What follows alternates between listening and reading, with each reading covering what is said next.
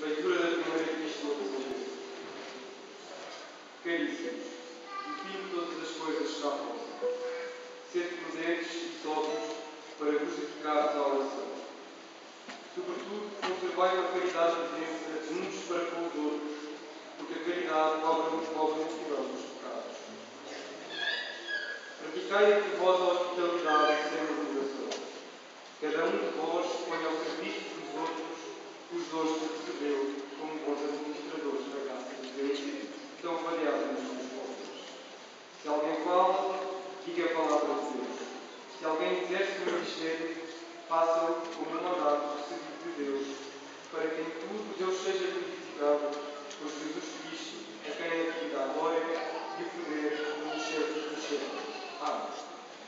Caríssimos, não vos perturbeis com a labareda que se acendeu no meio de vós, para vos provar como se estivesse a acontecer-vos alguma coisa estranha. Alegrai-vos na medida em que participais dos sofrimentos de Cristo, a fim de que possais também alegrar-vos e exultar no dia em que se manifestar o seu amor. Palavra do Senhor. Graças a Deus.